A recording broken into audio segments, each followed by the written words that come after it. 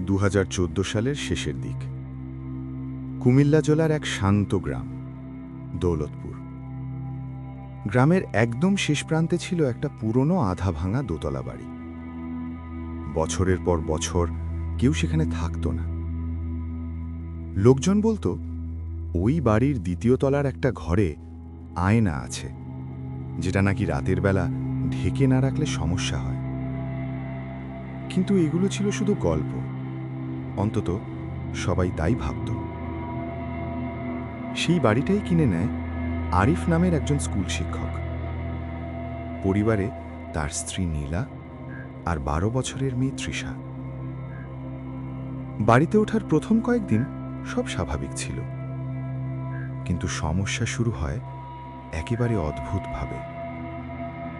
দ্বিতীয় তলার যে ঘরটা অনেকদিন বন্ধ ছিল, তৃষা একদিন কৌতূহল থেকে দরজা খুলে ফেলে। ঘরের ভেতরে ধুলায় ঢাকা একটা বড় আয়না, পুরনো কাঠের ফ্রেম, আর আয়নার কোণায় কালো দাগ।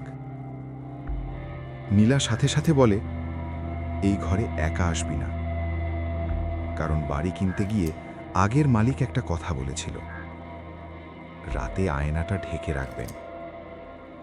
তখন সবাই হাসছিল। এখন মনে পড়তেই নীলার গায়ে কাঁটা দেয়। প্রথম ঘটনা ঘটে তৃতীয় রাতে। রাত প্রায় 2টা। নীলা হঠাৎ ঘুম ভেঙে দেখে তৃষা বিছানায় নেই।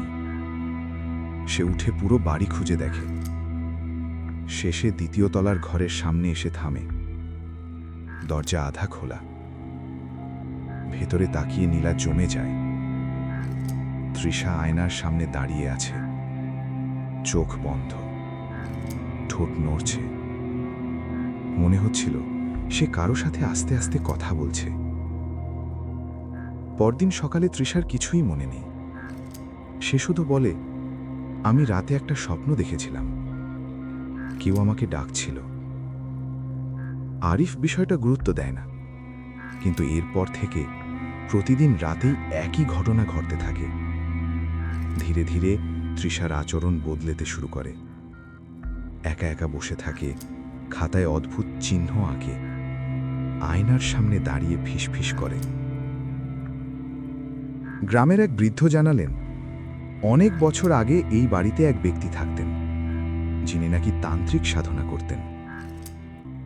লোকটা হঠাৎ একদিন নিখোঁজ হয়ে যায়, আর সেই ঘরের আয়নাটা কেউ আর ছুঁয়েও দেখেনি। বৃদ্ধ বললেন, আয়নাটা নাকি শুধু প্রতিচ্ছবি দেখায় না, কখনো কখনো অন্য কিছুও দেখায়। সেই রাতেই আরিফ সিদ্ধান্ত নেয় আয়নাটা সরিয়ে ফেলবে। সে কাপড় নিয়ে আয়নাটা ঢাকতে যায়, কিন্তু কাপড় দেবার মুহূর্তে সে হঠাৎ নিজের প্রতিচ্ছবির পেছনে আরেকটা ছায়া দেখতে পায়। ছায়াটা নড়ছিল, কিন্তু ঘরে আর কেউ ছিল না। আর ঠিক তখনই আয়নার ভেতর থেকে খুব আস্তে একটা শব্দ আসে, এখন আর ঢেকে লাভ নেই। সেই রাতের ঘটনার পর আরিফ আর নীলা কেউই ঠিকভাবে ঘুমাতে পারেনি। সকাল হলে আরিফ নিজেকে বোঝানোর চেষ্টা করল, হয়তো আলো ছায়ার ভুল, হয়তো চোখের ধাঁধা। কিন্তু নীলার মনে একটা অজানা ভয় বসে গেছে, কারণ সে জানে তৃষার আচরণ বদলাচ্ছে এবং সেটা স্বাভাবিক নয়। পরের কয়েকদিন বাড়ির দ্বিতীয় তলার ঘরটা অস্বাভাবিক ঠান্ডা হয়ে থাকে, যেন সবসময় জানালা খোলা, কিন্তু জানালা বন্ধ। তৃষা প্রায়ই একা ওই ঘরে যায়, আর নিচে নামলে তার চোখ লাল হয়ে থাকে। একদিন নীলা চুপচাপ দরজার বাইরে দাঁড়িয়ে শোনে তৃষা ফিসফিস করছে, কিন্তু তার কণ্ঠ একা নয়, আর একটা খুব নিচু ভারী স্বর মাঝে মাঝে তার কথার উত্তর দিচ্ছে। আরিফ ঠিক করল আজ আয়নাটা সরিয়ে ফেলবে। সে স্ক্রু খুলে আয়নাটা দেয়াল থেকে নামানোর চেষ্টা করে, কিন্তু অদ্ভুত ব্যাপার, আয়নাটা যেন দেয়ালের সাথে আটকে আছে, যত জোরেই টানে নড়ে না। ঠিক তখনই সে লক্ষ্য করে আয়নার ভেতরে তার প্রতিচ্ছবি তার নড়াচড়ার সাথে পুরো মিলছে না। প্রতিচ্ছবির চোখ ধীরে ধীরে ওপরে উঠছে, কিন্তু আরিফ তাকিয়ে আছে নিচের দিকে। সে হাত ছেড়ে দেয়। ঘরটা হঠাৎ নিস্তব্ধ হয়ে যায়। সেদিন রাতে নীলা তৃষার স্কুল ব্যাগে একটা খাতা খুঁজে পায়। পুরো খাতা জুড়ে একই চিহ্ন, বৃত্তের মধ্যে ত্রিভুজ আর চারপাশে অদ্ভুত অক্ষর। নীলা চিহ্নগুলো দেখেই বুঝতে পারে না এগুলো কি, কিন্তু একটা পাতায় লেখা, ওরা আয়নার ভেতরে থাকে। আর একটা পাতায়, ওরা আমাকে দেখতে পায়। মাঝরাতের ঘটনা। সেই রাতেই সবচেয়ে ভয়ঙ্কর ঘটনা ঘটে। রাত ৩টে। হঠাৎ পুরো বাড়িতে শব্দ, যেন কাঁচে ধীরে ধীরে কেউ আঙুল বোলাচ্ছে। আরিফ উঠে দেখে শব্দটা আসছে ওপরের ঘর থেকে। সে টর্চ নিয়ে ওপরে ওঠে। দরজা খোলা। ঘরে ঢুকেই সে স্থির হয়ে যায়। আয়নার সামনে তৃষা দাঁড়িয়ে, কিন্তু এবার তার প্রতিচ্ছবি নেই। আয়নার ভেতরে অন্ধকার, আর সেই অন্ধকারের ভেতর ধীরে ধীরে একটা মুখ তৈরি হচ্ছে, মানুষের মতো, কিন্তু পুরো নয়। আরিফ তৃষাকে ডাকতেই তৃষা একদম যান্ত্রিকভাবে বলে, ওরা বলেছে আমি শুধু দরজা খুলে দিয়েছি। এরপর সে ধীরে ধীরে মাটিতে বসে পড়ে। আরিফ তাকে ধরে নিচে নিয়ে আসে, কিন্তু নিচে নামার সময়ও ওপর থেকে কাঁচে আছড়ানোর শব্দ আসছিল। সকালে আরিফ সিদ্ধান্ত নেয় একজন তান্ত্রিক ডেকে আনবে। গ্রামের এক বৃদ্ধ তাকে একটা নাম দেয়, একজন লোক যিনি নাকি এসব ব্যাপার বোঝেন। সন্ধ্যায় লোকটা বাড়িতে আসে। সে আয়নার সামনে দাঁড়িয়ে কয়েক সেকেন্ড চুপ থাকে, তারপর খুব ধীরে বলে, এটা শুধু আয়না না, এটা একটা পথ। আরিফ জিজ্ঞেস করে, কিসের পথ? লোকটা তাকায় তৃষার দিকে, তারপর বলে, ওরা ইতিমধ্যেই এপারে আসা শুরু করেছে। সন্ধ্যা নামতেই বাড়ির পরিবেশ আবার ভারী হয়ে ওঠে। যে লোকটাকে ডাকা হয়েছিল তার নাম ছিল করিম ফকির। চোখে গভীর দৃষ্টি, কথা কম কিন্তু গলায় অদ্ভুত ভার। সে ঘরে ঢুকেই আয়নার সামনে দাঁড়িয়ে থাকে। মনে হচ্ছিল সে কিছু শুনছে। তারপর খুব ধীরে বলে, এই জিনিসটা বহু বছর আগে তৈরি। করিম ফকির জানাল, অনেক বছর আগে এই বাড়িতে একজন তান্ত্রিক থাকত। লোকটা নাকি মানুষের আত্মার ছায়া নিয়ে সাধনা করত। তার বিশ্বাস ছিল মানুষের প্রতিচ্ছবি শুধু আলো না, তার ভেতরে শক্তির একটা অংশ থাকে। সে বিশেষ আচার করে এই আয়নাটাকে পথ বানায়, যাতে অন্য এক অদৃশ্য স্তরের শক্তি এই জগতের সাথে যোগাযোগ করতে পারে। কিন্তু এক রাতে তার সাধনা নিয়ন্ত্রণের বাইরে চলে যায়। লোকটা নিখোঁজ হয়ে যায়, আর তারপর থেকেই বাড়িটা ফাঁকা। করিম ফকির বলল, এই আয়না আসলে দরজা। যখন কেউ ওর দিকে বারবার তাকায়, ওরা তার উপস্থিতি অনুভব করে। নীলা ভয়ে জিজ্ঞেস করল, ওরা কারা? ফকির কয়েক সেকেন্ড চুপ থেকে বলল, সব সময় নাম জানা দরকার হয় না, কিন্তু ওরা মানুষ না।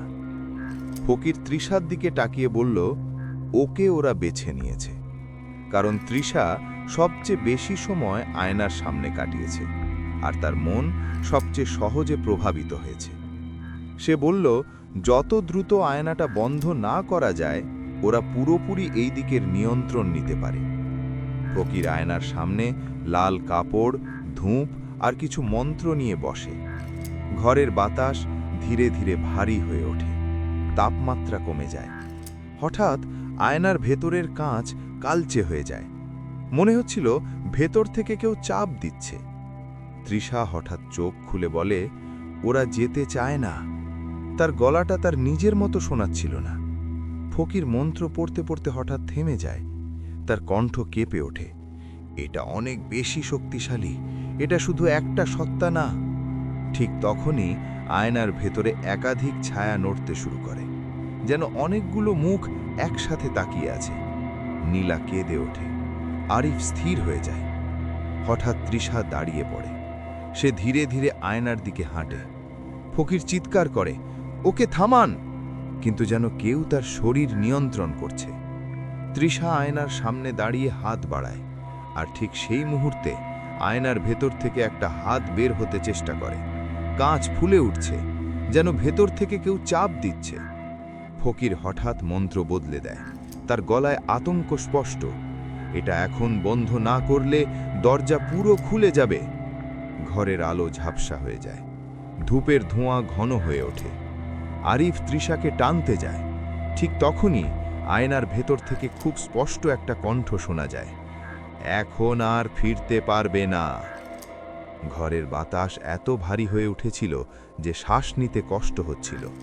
ধূপের ধোঁয়া ঘুরে ঘুরে আয়নার সামনে জমাট বাঁধছে। তৃষা স্থির দাঁড়িয়ে, তার হাত আয়নার কাঁচের খুব কাছে। কাঁচের ভেতর থেকে চাপ বাড়ছে, যেন কোনো শক্তি বেরিয়ে আসতে চাইছে। করিম ফকির দ্রুত মন্ত্র পড়তে শুরু করল। তার কণ্ঠ এবার অনেক জোরালো। সে আরিফকে বলল, ওকে আয়না থেকে সরান, যেভাবেই হোক। আরিফ সাহস জোগাড় করে তৃষাকে টানতে যায়। ঠিক তখনই আয়নার ভেতরের ছায়াগুলো একসাথে নড়ে ওঠে। ঘরের বাতাস হঠাৎ বরফের মতো ঠান্ডা হয়ে যায়। তৃষা হঠাৎ চিৎকার করে ওঠে, কিন্তু সেটা তার নিজের কণ্ঠ না। ফকির লাল কাপড়টা আয়নার উপর ছুঁড়ে দেয় আর মাটিতে একটা চিহ্ন আঁকে। হঠাৎ ঘরের আলো নিভে যায়। কয়েক সেকেন্ড শুধু শব্দ, যেন কাঁচে অনেকগুলো হাত একসাথে আঘাত করছে। তারপর সব থেমে যায়। নিস্তব্ধতা। লাইট ফিরে আসতেই সবাই দেখে আয়নাটা পুরো কালো হয়ে গেছে। কোনো প্রতিচ্ছবি নেই। তৃষা মাটিতে বসে আছে, চোখ বন্ধ। কিছুক্ষণ পর সে ধীরে ধীরে চোখ খুলে বলে, ওরা চলে গেছে। তার কণ্ঠ এবার স্বাভাবিক। করিম ফকির বলল, এই আয়নাটা আর ব্যবহার করা যাবে না। এটা ভেঙে ফেললেও রিস্ক থাকতে পারে, তাই এটাকে কাপড়ে মুড়ে মাটির নিচে পুঁতে ফেলতে হবে। পরের দিন ভোরে তারা আয়নাটা বাড়ির পেছনের জমিতে গভীর গর্ত করে পুঁতে ফেলে। এরপর ধীরে ধীরে সব স্বাভাবিক হয়ে যায়। তৃষা আবার আগের মতো হয়ে ওঠে। বাড়িতে আর কোনো অদ্ভুত ঘটনা ঘটেনি। কিন্তু গ্রামের লোকেরা এখনও বলে, যে রাতে আয়নাটা পোঁতা হয়েছিল সেই রাতে আশেপাশে অদ্ভুত ঠান্ডা বাতাস বইছিল। বছরখানেক পরে বাড়ির পেছনের জমিতে নতুন গাছ লাগানোর সময় মাটি খুঁড়তে গিয়ে শ্রমিকরা একটা কালো কাপড় পায়, কিন্তু ভেতরে কিছুই ছিল না। আয়নাটা উধাও হয়ে গেল। আর সেই রাতেই আরিফ আবার এক অদ্ভুত স্বপ্ন দেখে।